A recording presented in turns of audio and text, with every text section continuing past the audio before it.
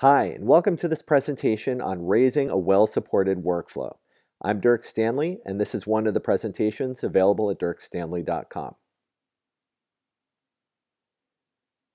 For today, we have 5 objectives. 1, defining workflow. Just what is workflow? Number 2, what tools are commonly used to support a workflow? Number 3, construction of a sample workflow. Number 4, what are common pitfalls people encounter when they're building workflows? And number 5, how do you avoid those common pitfalls? So let's get started.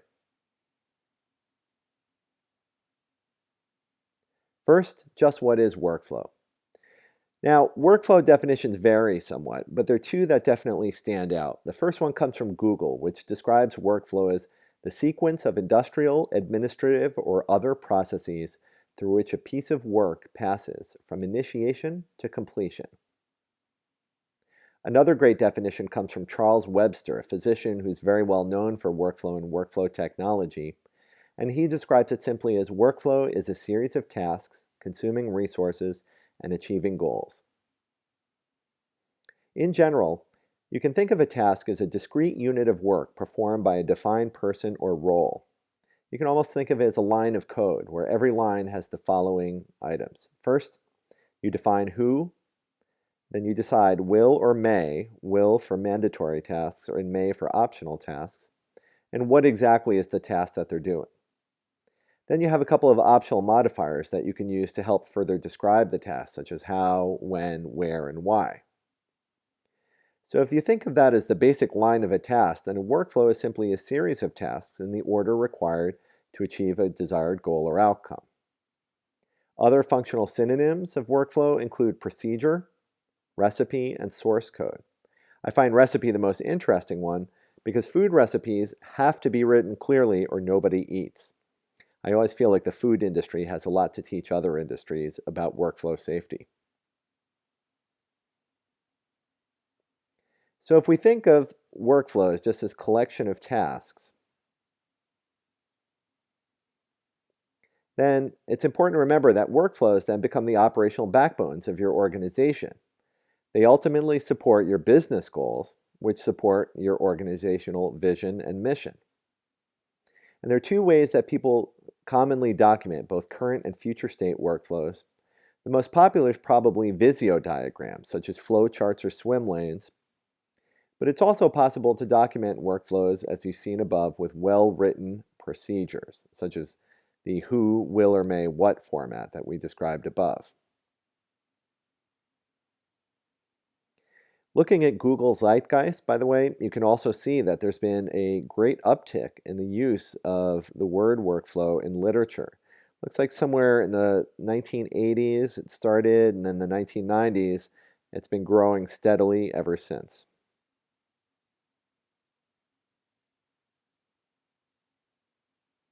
Now, I'm showing this operations pyramid of a way of trying to help explain where workflows sit in basic operations. So this pyramid basically starts with the mission and vision of the organization, which is commonly set by senior leadership. And on the bottom is the organizational support that makes everything happen. And it's important that the mission and vision align all of these other steps.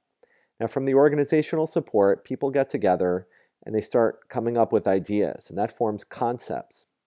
Those concepts then create standardized definitions, the actual words that people use.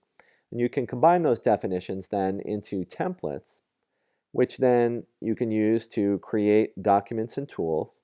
And those documents and tools then create the workflows that support your goals, that support your mission and vision. Informatics professionals typically concern themselves from steps 3 to 7 of this pyramid. And by aligning the concepts, definitions, templates, and documents, they help you build workflows. Now, it's important to note that electronic medical records typically only define step 4, the documents and tools of your organization. And if we look at this in a little more detail,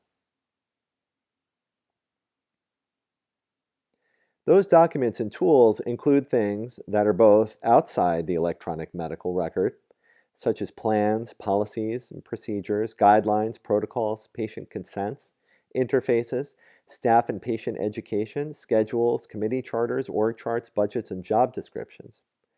But they also include a lot of tools that are inside the electronic medical record, such as clinical documentation, labs, radiology and images, orders, order sets, clinical pathways, medical logic modules, clinical decision support, security groups, and other reports and dashboards.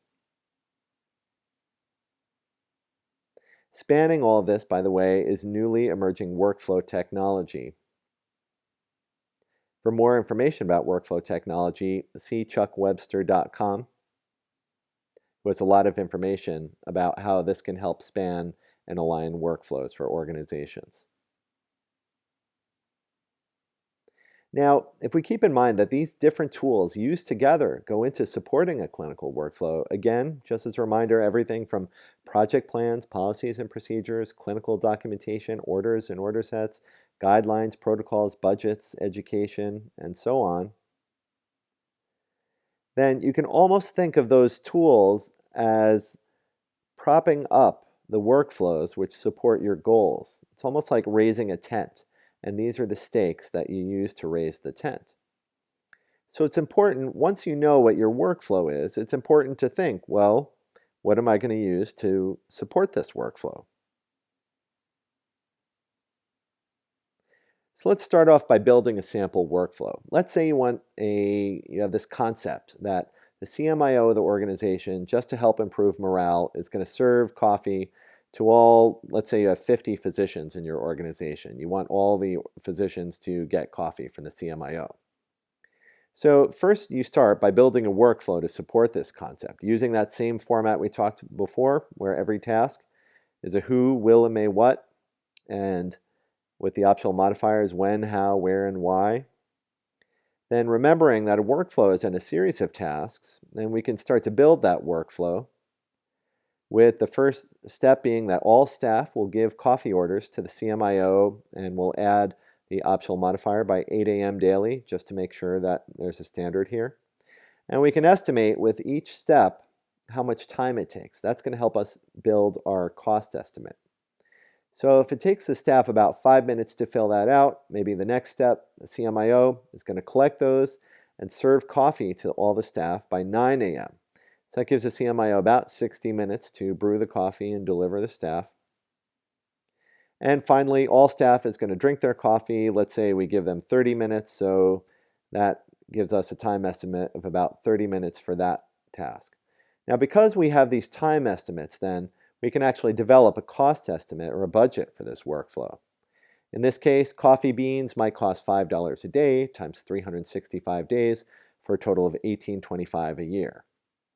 Now that physician time for 50 doctors to fill out the forms and drink their coffee, let's say conservatively that's 30 minutes times a salary of about $100 an hour times 365 days times 50 docs, that gives us a total yearly cost of about $912,500 per year.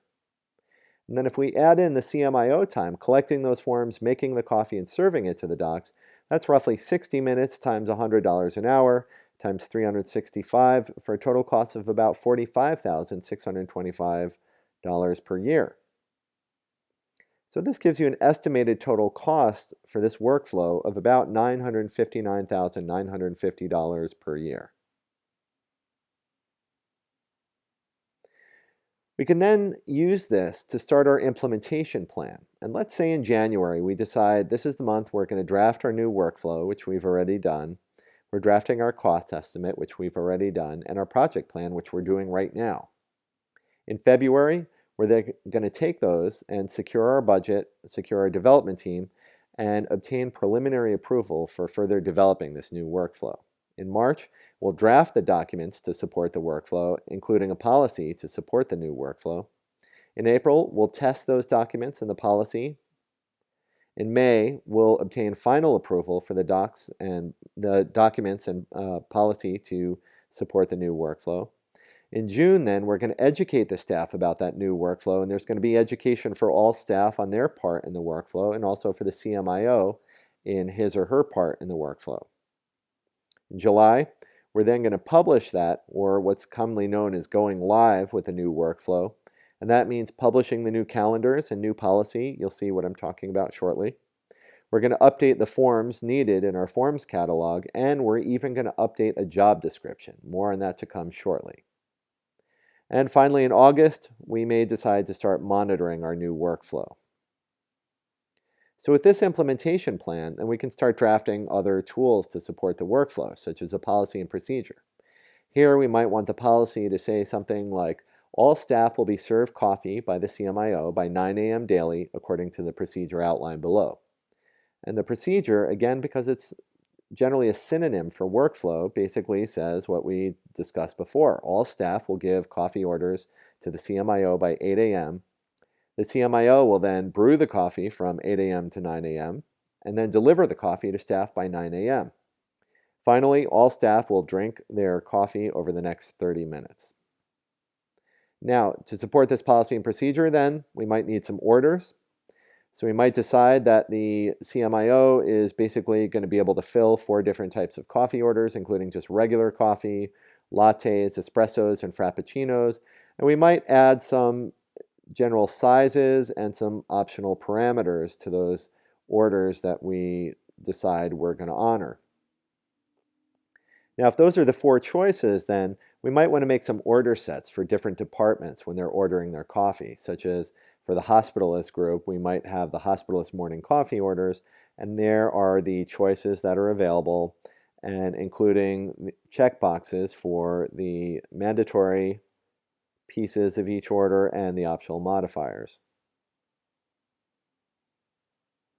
We might also decide to draft some documentation just for the monitoring part, and this is maybe where we want to make sure that coffee is being served on time and also what the quality of the coffee is.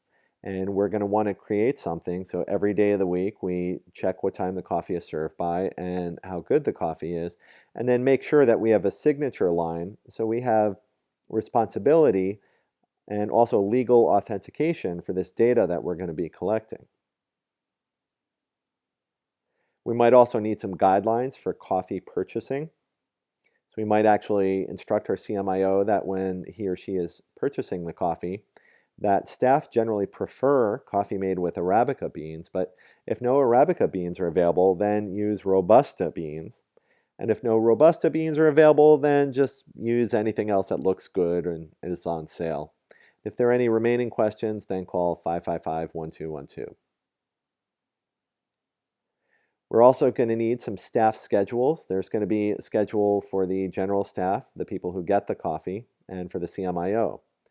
For the general staff, their calendar is going to basically need to dictate that at 7:30 a.m. they arrive to work to make sure they can fill out their coffee orders.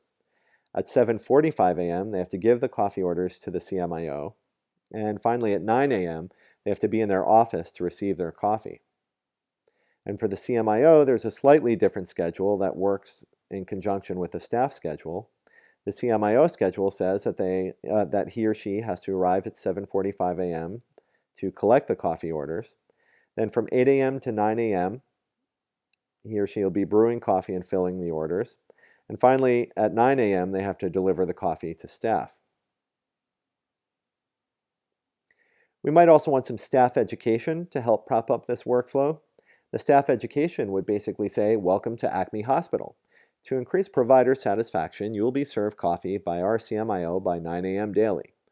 To do this, you will need to show up by 7:30 a.m., obtain your department's coffee order set, and complete the order set and give it to the CMIO at 7:45 a.m. Coffee will then be returned to you by 9 a.m. daily for you to drink within 30 minutes. Please remember to complete the coffee quality monitoring form before starting your day. If there are any questions, call this number. Then we're also going to want education for the CMIO, which basically says, welcome to Acme Hospital. To increase staff satisfaction, you will be serving coffee to our staff by 9 a.m. daily.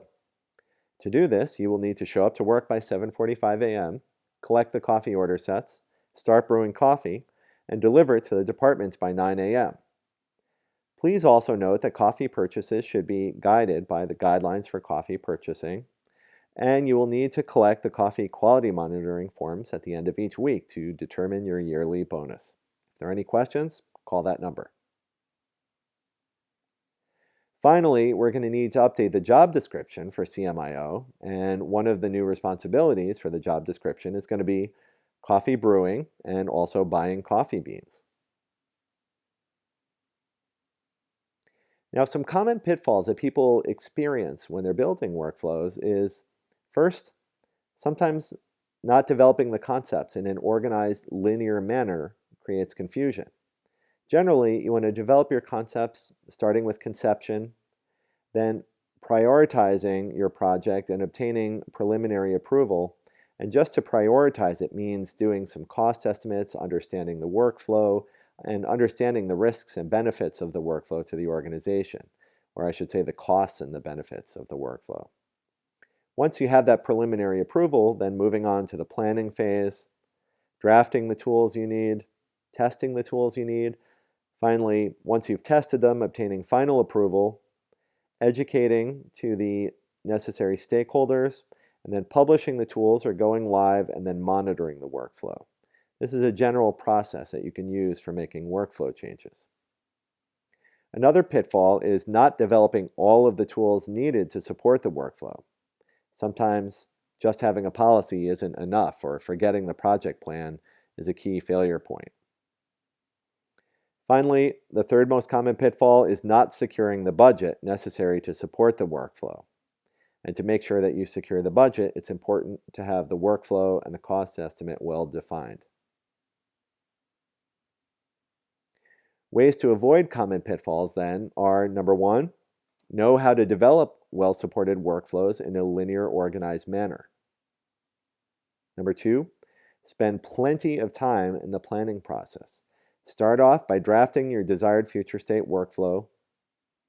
Then determine which supporting documents you're going to need to support these desired future state workflows. And start drafting the documents for these future state workflows. Then you can start to create your project plan and your budget estimates, and make sure that you secure your resources, not only the budgeting, but also the team that you're going to need to develop this workflow before you obtain your preliminary approval for starting your project. Finally, when you're changing any documents in your organization, always ask yourself which workflows the document change will impact. It's important to realize that all of the documents that we use to operate organizations are all connected by certain workflows. Thanks for watching this presentation. If you want to get in touch with me, you can find me on Twitter at www.twitter.com/DirkStanley, or feel free to visit my blog anytime at dirkstanley.com. If you have additional questions about workflow technology, I also highly recommend visiting Charles Webster at his website, www.chuckwebster.com. Thanks a lot.